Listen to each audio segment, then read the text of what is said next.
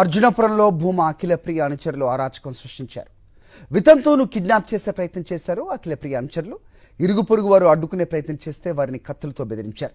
గ్రామస్తులు చుట్టుముట్టడంతో మహిళను వదిలేసి పరారయ్యారు. అఖిలప్రియ అనుచరులు ల్యాండ్ సెటిల్మెంట్ చేస్తానని చెప్పి ఆ వితంతువుకు దగ్గరయ్యాడు. పెళ్లి చేసుకోవాలని వేధించేవాడు. అఖిలప్రియ అనుచరుడు వితంతువు మాట వినకపోవడంతో ఆమెను కిడ్నాప్ చేసే ప్రయత్నం చేశారు. అఖిలప్రియ వర్గీయులు కిడ్నాప్కు ప్రయత్నించిన నలుగురిపై దొర్నిపాడు పిఎస్లో కేసు నమోదైంది.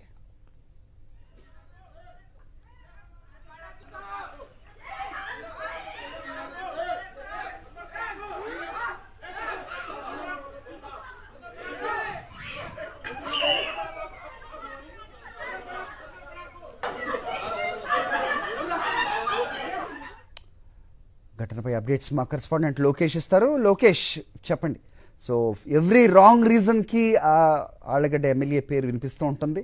సో ప్రస్తుతం ఆమె అనుచరులు చేసిన పని ఎలా చూడాలి? ప్రస్తుతం వితంతు అని చెప్తున్న మహిళ ఎక్కడున్నారు, ఏంటి పరిస్థితి? అప్డేట్ చెప్పండి.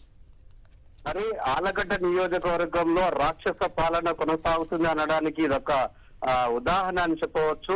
ఏదైతే కూటమి ప్రభుత్వం అధికారంలోకి వచ్చినప్పటి నుండి ఆ నియోజకవర్గంలో ఎక్కువగా ఈ యొక్క టీడీపీ నాయకులు పేటరైపోతున్న పరిస్థితి, ప్రజలను భయభ్రాంతులకు గురి చేస్తూ దౌర్జన్యాలకు పాల్పడుతున్న ఘటనలైతే చోటు చేసుకుంటున్నాయి. నంద్యాల జిల్లా ఆళ్లగడ్డ మండలం అర్జునాపురం గ్రామంలో వితంతువుని కిడ్నాప్ చేయడానికి ఈ యొక్క అఖిలప్రియ అనుచరులు ప్రయత్నం చేశారు. వారిని అడ్డుకునే ప్రయత్నంలో అక్కడున్న ఈ యొక్క టీడీపీ గూండాలు కత్తులతో వీరంగం సృష్టించిన పరిస్థితి. ఎవరైతే అడ్డుగా వచ్చారో వారిని కత్తితో పొడుస్తామంటూ భయభ్రాంతులకు గురి చేస్తున్న పరిస్థితి అయితే కనపడుతుంది. ఏదైతే ఆ యొక్క గ్రామానికి చెందిన ఒక వితంతు ఒక ల్యాండ్ సెటిల్మెంట్ చేస్తానని చెప్పేసి అఖిలప్రియ అనుచరులు ఆమెకు దగ్గర కావడం జరిగింది. ఆ నేపథ్యంలో ఆమెని ఖచ్చితంగా వివాహం చేసుకోవాలని చెప్పేసి ఆ టీడీపీ నాయకులైన నరసింహారెడ్డి పట్టుబట్టడం జరిగింది. ఆమె కాదని చేస్తూనే ఆ కిడ్నాప్ ప్రయత్నం చేశారు.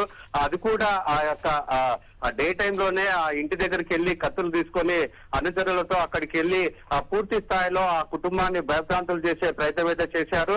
తమ వెంట రావాలంటూ బలవంతం చేసిన పరిస్థితి. ఆ యొక్క మహిళ యొక్క కుటుంబ సభ్యులు అడ్డుకోవడంతో వారిని కత్తులు చూపించి భయపడించే పరిస్థితి అయితే కనపడుతుంది. ఈ నేపథ్యంలో అక్కడ ఉన్న స్థానిక ప్రజలంతా వీధికి తిరుగుబాటు చేయడంతో అక్కడ నలుగురు కూడా పారిపోవడం జరిగింది. ఈ యొక్క దొన్నిపాడు పోలీస్ స్టేషన్ లో కూడా కేసు నమోదైన పరిస్థితి అయితే కనపడుతుంది.